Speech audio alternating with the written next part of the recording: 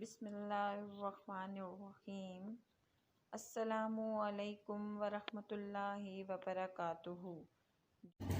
Dear students, آج ہم اپنے ویڈیو لیکچر نمبر 3 کا آغاز کرتے ہیں، جو کہ آپ کے سبق نمبر 1 ہجرت نبوی صلی اللہ علیہ وآلہ وسلم کے پہلے اقتباس کی سلیس سے متعلق ہے۔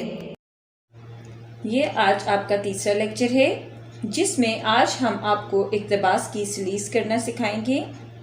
اس کے لیے میں نے آپ کے درسی سبق ہجرت نبوی صلی اللہ علیہ وآلہ وسلم کو کل 6 حصوں میں تقسیم کیا ہے، کیونکہ مکمل سبق کی سلیس کرنا اس لیے ضروری ہے کہ جائزہ راولپنڈی بورڈ یعنی بورڈ کے امتحان میں کہیں سے بھی آپ کو پیراگراف سلیس کے لیے آ سکتا ہے۔ ہم اس کے پہلے پیراگراف کی سلیس کریں گے۔ اس کے سے پہلے میں آپ کو سلیس کا طریقہ کار بتاؤں گی۔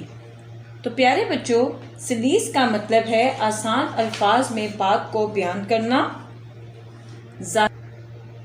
مصنفین اپنے لکھنے کے لیے جو الفاظ استعمال کرتے ہیں، ہم ان کو عام بول چال میں نہیں بولتے، گویا ان الفاظ کے معنی و مطالب کو مد نظر رکھ کر بات کو واضح انداز میں بیان کرنا سلیس کہلاتا ہے۔ اب میں آپ کو سلیس کرنے کا طریقہ کار سمجھاؤں گی، جو کچھ یوں ہے۔ اس کے لیے سب سے پہلے آپ لکھیں گے اقتباس کی تشریح، اس کے بعد نثر پارہ یعنی جو پیراگراف آپ کو سلیس کے لیے دیا گیا ہے اس کے پہلے 2 الفاظ، اور اس کے بعد آپ یہاں پر چھوٹے چھوٹے ڈاٹ ڈالیں گے، جیسے آپ کو یہ سامنے اسکرین پر نظر آ رہے ہیں۔ یہ ڈاٹ آپ کے 6 سے کم نہیں ہونے چاہیے، اور پیراگراف کے آخر میں لکھے گئے 2 یا 4 الفاظ آپ شامل کریں گے۔ جیسے میں نے آپ کا پہلا پیراگراف لکھ کر نثر پارہ بنایا ہے، اس وقت فرض ادا کیا جائے گا۔ جو پہلا میں نے آپ کا نثر پارہ بنایا ہے وہ آپ کا یہاں تک شامل ہے۔ اس کے بعد آپ اگلی ہیڈنگ دیں گے حوالہ متن۔ حوالہ متن سے مراد ہے سبق کا عنوان اور مصنف کا نام، جیسا کہ آج کے شامل نصاب سبق کا نام ہے آپ کے ہجرت نبوی صلی اللہ علیہ وآلہ وسلم، اور مصنف کا نام ہے مولانا شبلی نعمانی۔ اس کے بعد آپ خط کشید الفاظ کے معنی تحریر کریں گے، جو کہ تقریباً آپ سے 4 یا 5 پوچھے جاتے ہیں۔ ایک پیراگراف میں آپ سے 4 یا 5 معنی پوچھے جاتے ہیں۔ میں نے آپ کو تمام الفاظ کے معنی اچھی طرح سے خط کشید پچھلے لیکچر میں کروائے ہیں۔ آج بھی سلیس کے دوران میں دوبارہ سے آپ کو وہ الفاظ کے معنی سمجھاؤں گی۔ اس کے بعد آپ سلیس کی ہیڈنگ دیتے ہیں۔ سلیس یعنی بات کو آسان کر کے بیان کرنا۔ سلیس کی ہیڈنگ دینے کے بعد آپ اسی طرح سے اس کے نیچے 3 لائنیں لگائیں گے، اور سلیس شروع کرنے سے پہلے ہم اس سبق کے ابتدائیہ کے لحاظ سے چند الفاظ بیان کریں گے، تاکہ ممتحن کو اندازہ ہو جائے کہ مصنف اس سبق میں کیا بیان کرنا چاہتا ہے، اور آپ کا زیر نظر جو پیراگراف ہے جو آپ کو دیا گیا ہے سلیس کے لیے، وہ کس موضوع سے متعلق ہے۔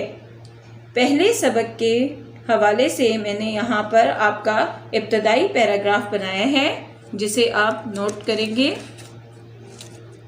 زیر نظر پیراگراف مولانا شبلی نعمانی کے تحریر کردہ سبق ہجرت نبوی صلی اللہ علیہ وآلہ وسلم سے لیا گیا ہے، جو ان کی تصنیف سیرت النبی صلی اللہ علیہ وآلہ وسلم سے ماخوذ ہے۔ اس سبق میں انہوں نے نبی اکرم صلی اللہ علیہ وآلہ وسلم کی مکہ سے مدینہ ہجرت کے دوران پیش آنے والی مشکلات کو نہایت تحقیق و تصدیق سے بیان کیا ہے۔ یہاں تک جو پیراگراف آپ کو میں نے لکھوایا ہے، یہ پیراگراف آپ تمام تر اقتباس کی سلیس سے پہلے لکھیں گے، اور اس کے بعد جو پیراگراف آپ کو سیریز کے لیے دیا جائے گا اس میں کیا بیان کیا ہے اسے پوائنٹ کی صورت میں یہاں پر کوٹ کریں گے. جیسے کہ اس پیراگراف میں مصنف آپ صلی اللہ علیہ وآلہ وسلم کی دعوت حق اور اس کے نتیجے میں کفار مکہ کا رد عمل بیان کرتے ہوئے لکھتے ہیں. اسی طرح آپ نے تمام پیراگراف کا ابتدائیہ تحریر کرنا ہے اور اس پیراگراف میں کیا بیان کیا گیا ہے اس کے حوالے سے میں آپ کو ہر پیراگراف سے پہلے بتاؤں گی. بقایا سیریز کا طریقہ کار مجھے امید ہے کہ اب آپ کو سمجھ آ گیا ہے. اب ہم اپنی سیریز شروع کرتے ہیں. پیراگراف نمبر 1 صفحہ نمبر 2. اس وقت جب کہ دعوت حق کے جواب میں ہر طرف سے تلوار کی جھنکاریں سنائی دے رہی تھیں. جیسا کہ میں نے آپ کو بتایا دعوت حق یعنی حق کی دعوت، تلوار کی جھنکاریں، تلواروں کے چلنے کی آواز. یعنی اس وقت، اب اس وقت سے کیا مراد ہے؟ جب آپ صلی اللہ علیہ وآلہ وسلم نے کفار مکہ کو اسلام کی دعوت دی تو اس کے جواب میں ہر طرف سے لوگ آپ کے خلاف تلواریں اٹھا کر کھڑے ہو گئے. یعنی لوگوں نے آپ سے دشمنی مول لے لی. یعنی تمام لوگ کفار مکہ آپ صلی اللہ علیہ وآلہ وسلم کے دشمن بن گئے کیونکہ وہ اپنے باپ دادا کے دین کے خلاف کوئی بات سننے کے لیے تیار نہ تھے. ایسے میں حافظ عالم یعنی دنیا کی حفاظت کرنے والا مراد اللہ تعالیٰ. ایسے میں اللہ تعالیٰ نے مسلمانوں کو دارالامان امن کی جگہ یا پناہ گاہ مدینہ کی طرف رخ کرنے کا حکم دے دیا کیونکہ اس وقت مدینہ میں امن تھا. مدینہ میں بہت سے لوگ اسلام قبول کر چکے تھے. اس لیے اللہ تعالیٰ نے جب مسلمانوں کو امن کی جگہ یعنی مدینہ کی طرف رخ کرنے کا حکم دے دیا، لیکن خود وجود اقدس صلی اللہ علیہ وآلہ وسلم جو ان ستمگاروں کا حقیقی ہدف تھا، لیکن آپ صلی اللہ علیہ وآلہ وسلم، وجود اقدس سے مراد ہے یعنی آپ صلی اللہ علیہ وآلہ وسلم کا وجود، لیکن آپ صلی اللہ علیہ وآلہ وسلم جو اس وقت ان ستمگاروں یعنی ان ظلم کرنے والوں کا، کفار مکہ کا حقیقی ہدف، اصل نشانہ تھے. یعنی آپ صلی اللہ علیہ وآلہ وسلم اسلام کی تبلیغ کر رہے تھے اور کفار مکہ آپ صلی اللہ علیہ وسلم کے سخت دشمن تھے. یہی وجہ تھی کہ ان کا حقیقی ہدف یعنی اصل نشانہ آپ تھے. آپ نے مکہ سے مدینہ ہجرت نہ کی بلکہ آپ اپنے لیے اللہ تعالیٰ کے حکم کا انتظار کرنے لگے کہ کب اللہ تعالیٰ کا حکم ہو اور آپ مکہ سے مدینہ ہجرت کریں. نبوت کا 13واں سال شروع ہوا. نبوت کا 13 یعنی آپ کو نبی بنے ہوئے جب 13واں سال شروع ہوا اور اس وقت تک بہت سے صحابہ یعنی بہت سے آپ کے ساتھی مدینہ پہنچ چکے تھے.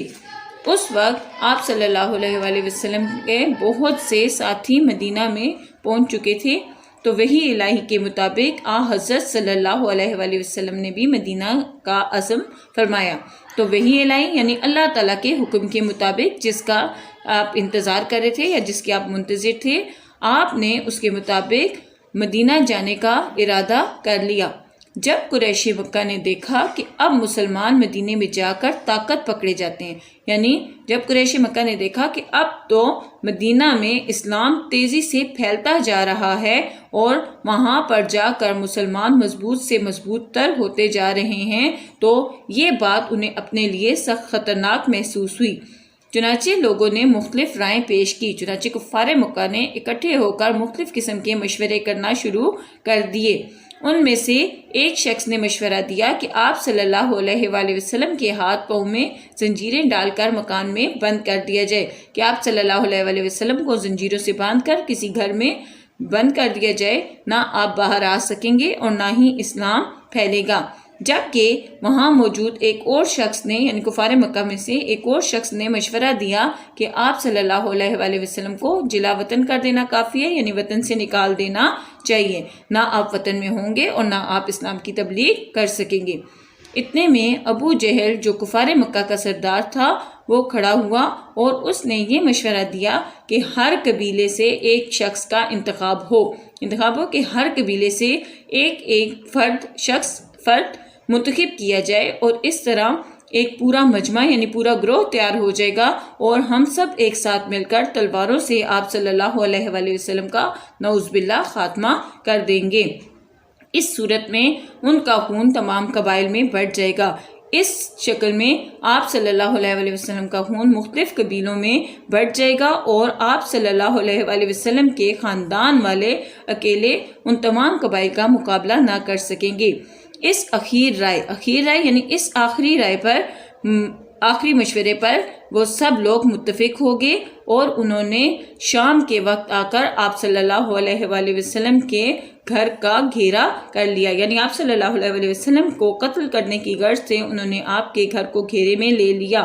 اہل عرب زنانہ مکان کے اندر گھسنا معیوب سمجھتے تھے اور اہل عرب یعنی عرب کے رہنے والے اس گھر میں بغیر اجازت داخل نہ ہوتے تھے جہاں پر عورتیں موجود ہوتی تھی، اس لیے وہ آپ صلی اللہ علیہ وسلم کے گھر کے باہر ٹھہرے رہے کہ کب آپ صلی اللہ علیہ وسلم گھر سے باہر قدم نکالیں اور وہ یہ فرض یعنی آپ صلی اللہ علیہ وسلم کو قتل کرنے کے ناپاک ارادے کو پورا کر سکیں۔ مجھے امید ہے کہ آپ کو اس پورے پیراگراف کی سلیس سمجھ میں آ گئی ہوگی۔ آپ نے اس پیراگراف کی سلیس اپنے رجسٹر پر لکھنی ہے اور جس طریقہ کار سے میں نے آپ کو سلیس کرنے کا طریقہ بتایا ہے اس کے مطابق آپ مکمل سلیس کریں گے جو کہ آپ کا کام چیک کیا جائے گا۔ شکریہ۔